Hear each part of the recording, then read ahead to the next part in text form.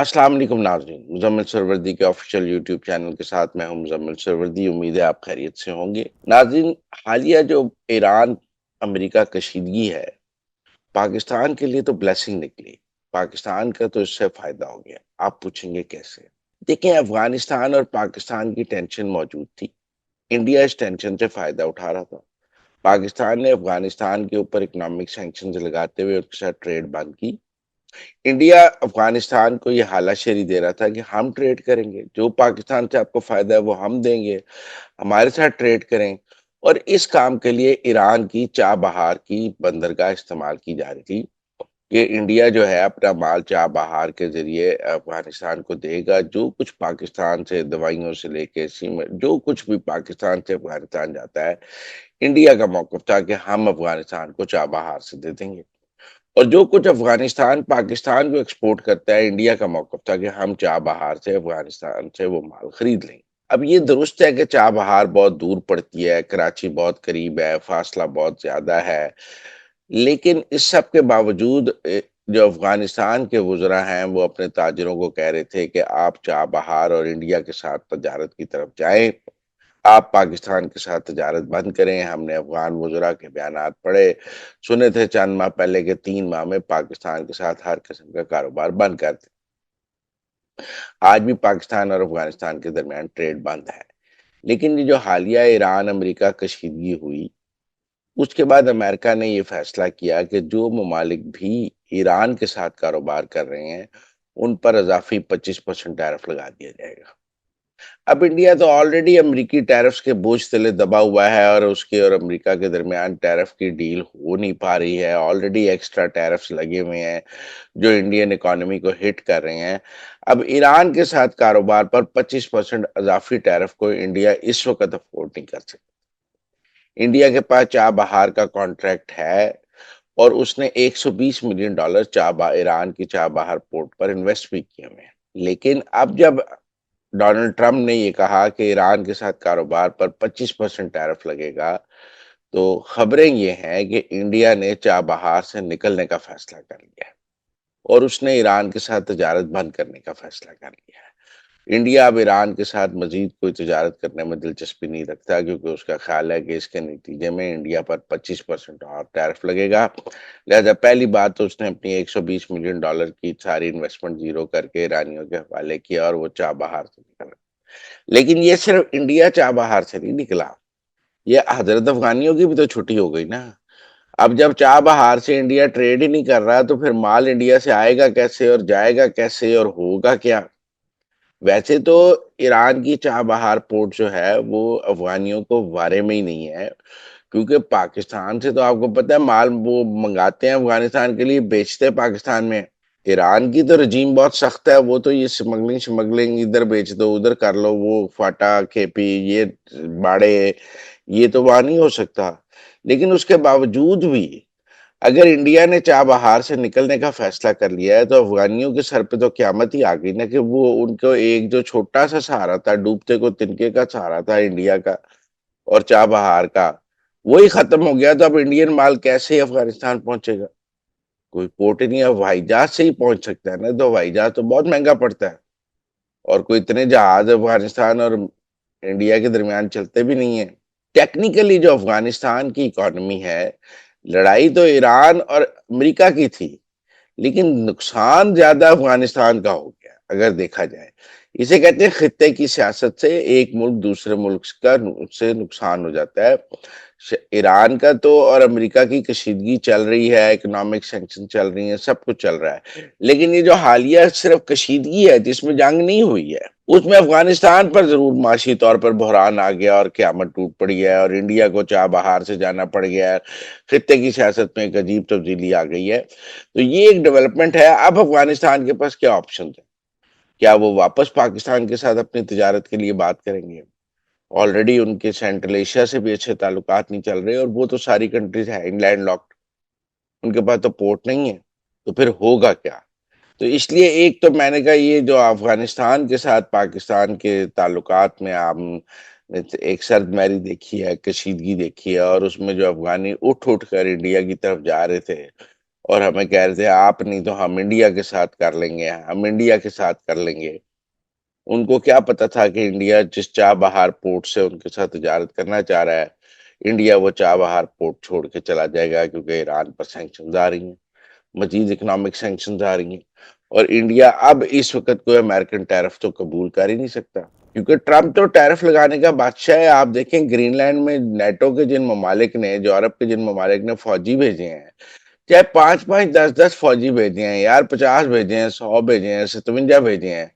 اس نے ان تمام ممالک پر بھی 10% ٹیرف لگا دیا کہ آپ کی اتنی جرت کہ آپ گرین لینڈ میں فوجی بھیجیں میرے مقابلے میں، یورپ کی اتنی جرت کہ وہ ڈینمارک کے ساتھ کھڑا ہو جائے۔ اور ٹیکنیکل بات یہ ہے کہ وہ تو یورپ کو معاف نہیں کر رہا تھا، اس نے انڈیا کو کہاں معاف کرنا تھا ٹیرف کے معاملے میں، تو انڈیا تو تم دبا کے بھاگا چاہ بہار سے۔ اب گرین لینڈ پہ بھی آپ دیکھیں، یورپ اگر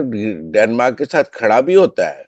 تو امریکن ٹیرفز جو ہیں وہ یورپ پہ لگانے، حالانکہ کبھی ہم نے سنا تھا کہ نیٹو کے ممالک ایک دوسرے پر اکنامک سینکشنز لگائیں گے، ٹیرف لگائیں گے، لیکن یہ ڈونلڈ ٹرمپ کا دور ہے، اس میں تو یورپ کے پاس کوئی آپشن ہی نہیں ہے، وہ یہاں اپنے فوجی گرین لینڈ سے واپس لے کے جائیں، یہاں ٹرمپ ٹیرف لگائے گا اور سختیاں کرے گا اور بےزتی کرے گا۔ یہ درست ہے کہ فرانس کے صدر نے اپنی فوج سے خطاب کرتے ہوئے کہا ہے کہ اگر یورپ نے اپنی وار اکانومی کو ٹھیک نہ کیا، مطلب یورپ نے اگر اسلحہ بنانا شروع نہ کیا، تو امریکہ ہمیں کھا جائے گا، ہم تو کہیں کے بھی نہیں رہیں گے، ایک طرف روس ہمیں مار رہا ہے، ایک طرف امریکہ ہمیں مار رہا ہے، اور یورپ میں یہ سوچ بڑی تیزی سے آ رہی ہے کہ ایک طرف تو امریکہ ہمیں ایکسپلائٹ کر رہا ہے اور دوسری طرف روس ایکسپلائٹ کر رہا ہے، یورپ کہاں جائے؟ لہذا فرانس کے صدر نے تو یہ کہا کہ ہمیں یورپ کو بڑی تیزی سے اپنی وار اکانومی، اسلحہ بنانا، ڈرون بنانا، میزائل بنانا، یہ شروع کرنا چاہیے، تاکہ ہم اپنے طور پہ ایک خود وار اکانومی بنتے ہوئے خود ہماری جنگی طاقت جو ہے وہ بڑھ سکے، اور ہمیں جنگی طاقت کے لیے امریکہ پر جو ہے وہ ریلائے نہ کرنا پڑے۔ تو دنیا تو اس طرف جا رہی ہے کہ ادھر نیٹو ٹوٹنے کی بات ہے، ادھر یہ ہے، تو اس سے میں افغانستان بچارے اور ایران کے لیے کوئی حل تو نظر نہیں آ رہا ہے۔ افغانستان پر بھی معاشی سختیاں رہیں گی اور ایران پر بھی معاشی سختیاں رہیں گی، لیکن یورپ میں امریکہ کے کا متبادل ڈھونڈنے کی ایک سوچ ہے، لیکن ابھی اس پر عمل نہیں ہو۔ لوگوں کا یہ خیال ہے کہ ڈونلڈ ٹرمپ کی یہ اکیلی ٹرم ہے، 4 سال گزار لیں، آگے پھر جو نیا امریکی صدر آئے گا وہ نسبتاً بہتر ہوگا، ہم اس کے ساتھ ڈیل کر لیں۔ تو اس لیے یورپ تو ٹرمپ کے جانے کا انتظار کر رہا ہے، انڈیا بھی ٹرمپ کے جانے کا انتظار کر رہا ہوگا، لیکن ایران کو تو یہ اندازہ ہے کہ ٹرمپ چلا بھی جائے، اگلا امریکی صدر بھی ان پر پابندیاں ختم نہیں کرے گا،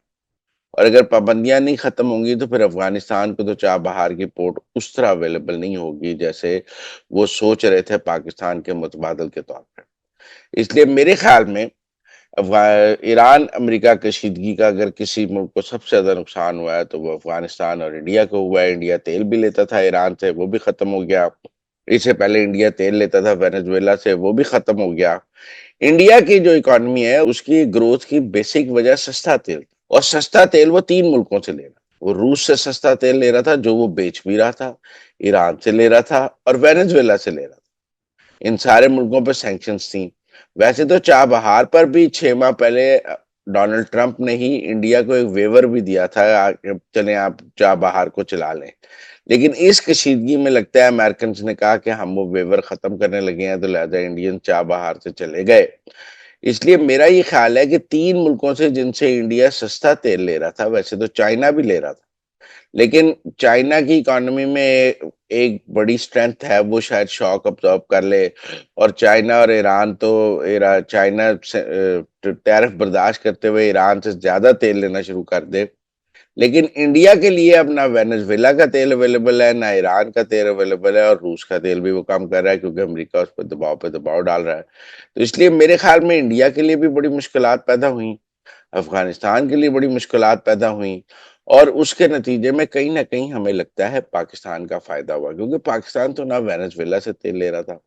نہ پاکستان ایران سے تیل لیتا ہے، نہ پاکستان روس سے تیل لیتا ہے۔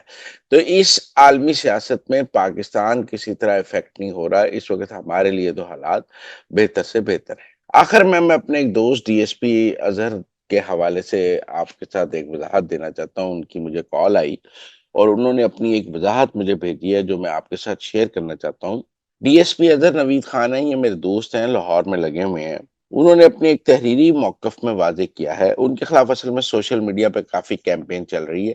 تو اس کیمپین کے حوالے سے انہوں نے کہا کہ یار میرا کوئی موقف سوشل میڈیا پہ نہیں آ رہا، میں نے کہا ہم دیں گے آپ کا موقف تو دینا آپ کا حق ہے۔ انہوں نے کہا کہ ان کے بیٹے کا گزشتہ 3 برسوں سے اپنے ایک کزن کے ساتھ یعنی کہ اظہر نوید کے بھانجے کے ساتھ گاڑیوں کی امپورٹ کا کاروبار تھا۔ اس میں 3 سال میں منافع بھی ہوا جو پارٹنرز میں تقسیم ہوتا رہا۔ ڈی ایس پی اظہر نوید اس کے سلیپنگ پارٹنر تھے، جیسے ہر کوئی اپنے بیٹے کو کاروبار کراتا ہے،